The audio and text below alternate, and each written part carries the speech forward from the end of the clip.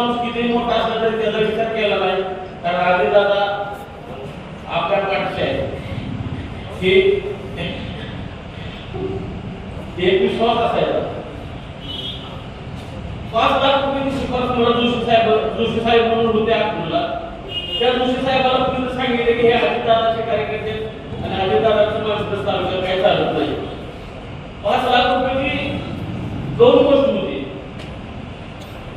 एक दिवाळीचा चित्र समोर ठेवलं होतं, परिवाराबरोबर दिवाळी साजरी करायची, पण 5 लाख रुपयाची शिफारस न मिळाल्याचं दुःख मला होतं. कुणी सांगितलं काय सांगितलं आता त्या गोष्टीवर जात नाही. त्यावेळी विचार केला आणि पवार साहेबांच्या वाढदिवसाला 12/12/12ला ते कुणीच सांगू नाही विवाह सोहळा मी घेतला. विवाह सामुदायिक सोहळा झाला. विवाह सामुदायिक सोहळा झाल्यानंतर दुसऱ्या दिवशी मी आराम करायला म्हणून मी झोपलो. भारतनानाने नरेश डोंगरे यांच्याजवळ निरोप दिला की श्रीकांत शिंदेला दादाला बोलायचं आहे. मला फोन आला, श्रीकांत शिंदेचा फोन बंद लागला. महेंद्र डोंगरे माझ्यासोबतच्या मित्रांना कॉल केला, म्हणजे तुम्ही भारतनानाला फोन करा. मी भारतनानाला फोन केला. दौलत शिंदेने उचलला. 7:30ची वेळ होती आणि मला सकाळी नानांनी बोलवलं. नानांनी बोलवलं.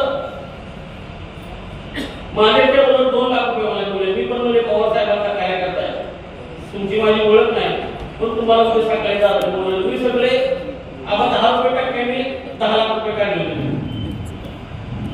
कारण मला 5 लाख रुपये दिलेलं दुःख नव्हतं. मला 50,000 रुपये 5 लाख रुपये मिळाले त्याचं दुःख नव्हतं, पण मला माझ्या नेत्याचा आदेश असून द्यावं याचं मला दुःख होतं. म्हणून मी ते 10 लाख रुपये 10 रुपये टाक्याने काढून खर्च केले.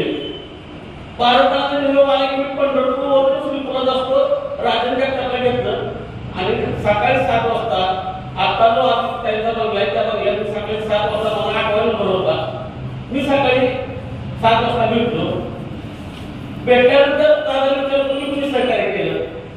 मी म्हणलं त्याला कुणी नाही केलं. म्हणलं संजय बाबांनी मला सहकार्य केलं, लक्ष्मीकांत काळे करून. मग बाकीच्या पैशाचं काय केलं? मग मी दादा सकाळी त्या सांगितलं दादाला. मग दादानी जोशी साहेबांना सकाळी 7:17 मिनिटांनी कॉल केला आणि जोशी साहेबांनी एकच सांगितलं की श्रीकांत शिंदे हा अजितदादाचा कार्यकर्ता आहे आणि श्रीकांत शिंदेला काम देत असताना कुठल्या आमदाराची किंवा कुठल्या खासदाराची शिफारस लागेल असं मला वाटत नाही. खोटं नाही सांगत. मुंबईवरून पुण्यापर्यंत असतो. मला जोशी साहेबांचे 13 मिस कॉल पडले, 13 कॉल आले आणि मी सकाळी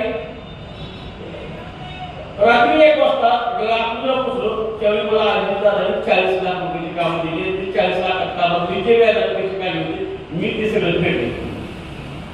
जर हे कार्यकर्त्यासाठी जर अजितदादासारखे नेता आहे किंवा कोण अधिकाऱ्याला जर फोन करत असेल आणि त्या अधिकाऱ्याला सांगत असेल की श्रीकांत शिंदे माझा कार्यकर्ता आहे आणि त्यावेळीपासून आजपर्यंत आणि भविष्यातही फक्त अजितदादाच्याच नावासाठी काम करणार.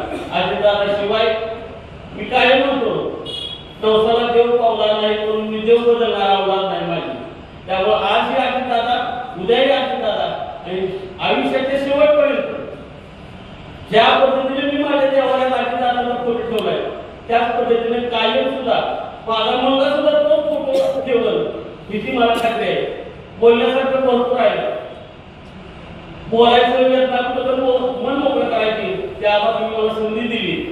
आज पूर्णपणे कार्य ज्यावेळी आईवडील आला की आता वेळ बसू नका, आता कामाला लागा, त्या पद्धतीनं आजपासून माझं रडणं संपलं. तिथून पुढं लढणं माझं काम चालू झालं. तर आयुष्यात प्रत्येक वेळी अशा लढाया मी खेळत आलो आणि लढाईचा शेवट हा माझा चांगलाच झालेला आहे. त्यामुळं इथून पुढे मी अजितदादाच्याच नावासाठी लढत आणि अजितदादाच्याच नावासाठी जगत एवढं त्या ठिकाणी सांगतो. मी माझी संपवतो. कारण मी अजितदादा त्यांनी आजपर्यंत पाहिलं नाही, पोस्टही केली आणि करणारही नाही. तर मी माझा नेता माझ्या कामाच्या रूपात मी सर्वांच्या समोर आलं एवढं त्या ठिकाणी बोलतो. मी माझी